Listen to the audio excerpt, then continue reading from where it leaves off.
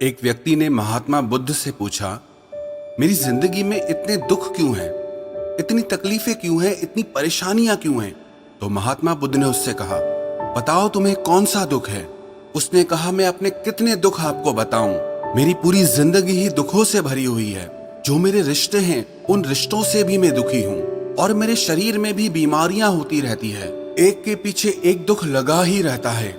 तो उस व्यक्ति ने कहा, ना मैं अपने रिश्तों से खुश हूँ, ना अपने परिवार से खुश हूँ, ना अपने मन से खुश हूँ और ना ही अपनी जिंदगी से खुश हूँ। लगता है ऐसी जिंदगी से अच्छा है कि मैं मर जाऊं, कोई मतलब ही नहीं जीने का। तो महात्मा बुद्ध ने उस व्यक्ति से पूछा कि बताओ कि तुम्हारे इन सारे दुखों का क्या कारण है? तो वो व्यक्ति महात्मा बुद्ध से कहने लगा कि मैं आपके पास इसीलिए तो आया हूँ कि आप बताओ मेरी जिंदगी में इतने दुख क्यों हैं? इन सब का क्या कारण है? महात्मा बुद्ध ने उस व्यक्ति से कहा, जरा गहराई से सोचो, विचार करो, देखो कहाँ है तुम्हारा दुख? क्या कारण हो सकता है तुम्हारे दुख का?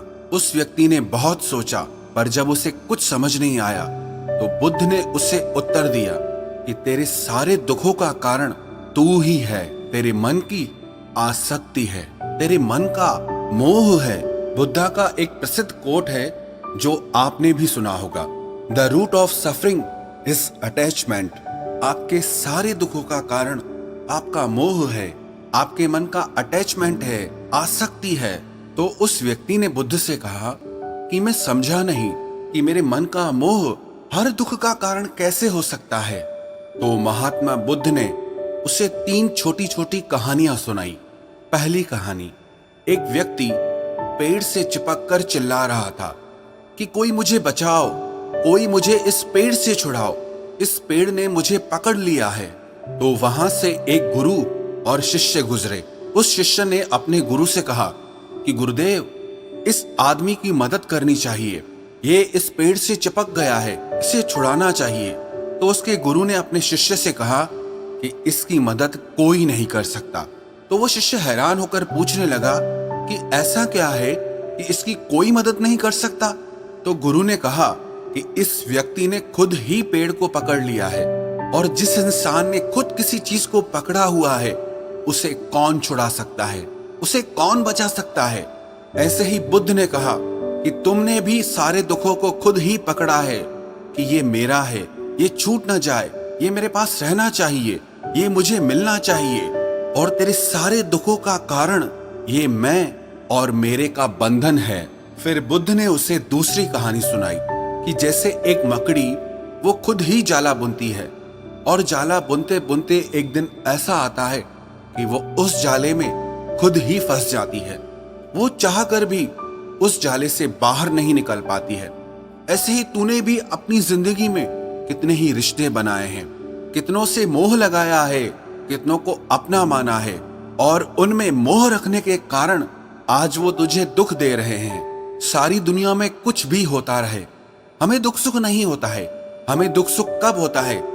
जब हमारे अपने के साथ कुछ होता है या हमारा अपना हमारे साथ कुछ करता है। फिर महात्मा बुद्ध ने उसे तीसरी कहानी सुनाई कि शहद से भरे एक पात्र में एक उड़ती हुई मक्खी घुस जाती है। उस शहद के मीठे रस में उसे बहुत आनंद आता है, वो बहुत प्रसन्न होती रहती है, और अगर वो चाहे तो थोड़ा सा शहद का रस लेकर के वहां से उड़ सकती है। लेकिन वो उस रस में इतना डूब जाती है, इतना खो जाती है कि वो वहां से उड़ना ही नहीं चाहती, और उस रस को लेते लेते उसके पंख उसी शहद में फंस जाते हैं।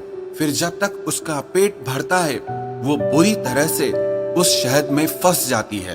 फिर वो वहां से निकलने की बहुत कोशिश करती है, आगे जाती है, पीछे जाती है, दाएं जाती है, बाएं जाती है, पर वो वहां से उड़ नहीं पाती है, वो फंस जाती है उसी में ही। ऐसे ही तूने भी अपनी जिंदगी में जिन रिश्तों में आनंद लिया, सुख लिया, शुरू शुरू में तो तुझे बहुत सुख आया, और आज वही रिश्ते तुझे दुख दे रहे हैं। ऐसे ही जब कोई व्यक्ति जब स्वास्थ्य की परवाह ना करके स्वादिष्ट रसों के पीछे पड़कर कुछ भी खाने लगता है तो आगे चलकर उसका शरीर खराब हो जाता है, उसके शरीर में रोग आ जाते हैं। ऐसे ही जब मन संसार की बहुत सारी आशाएं कर लेता है, तृष्णाएं और वासनाएं कर लेता है, तो उसके मन में धन का लोभ आ जाता है और फिर चाहे उससे कितना भी धन मिलता रहे, उसकी तृप्ति कभी भी नहीं होती। वो हमेशा धन से अतृप्त रहता है और फिर इससे उसके मन में दुख का जन्म होता है। फिर उस व्यक्ति को एहसास हुआ कि महात्मा बुद्ध बिल्कुल सही कह रहे हैं। यही वजह है मेरे सारे दुखों की। मेरे सारे दुख मेरी ही वजह से पैदा हुए हैं, मेरे ही मन के मोह से, अटैचमेंट से पैदा हुए हैं। फिर उसने महात्मा बुद्ध से दूसरा प्रश्न किया कि आपने मुझे कारण तो बता दिया, अब मुझे इसका उपाय भी बताइए। महात्मा बुद्ध ने कहा, अगर तुम सारे दुखों से पार होना चाहते हो तो अपने मन को मोह और वासनाओं से ऊपर उठाकर प्रेम और संतोष से भर दो, क्योंकि जिसके हृदय में प्रेम और संतोष का दिया जल गया, उसके मन से मोह और वासनाओं से जन्मे हुए दुख का सारा अंधकार ही दूर हो जाता है। हालांकि ये बात कहने में बहुत आसान है, लेकिन करना बहुत मुश्किल है।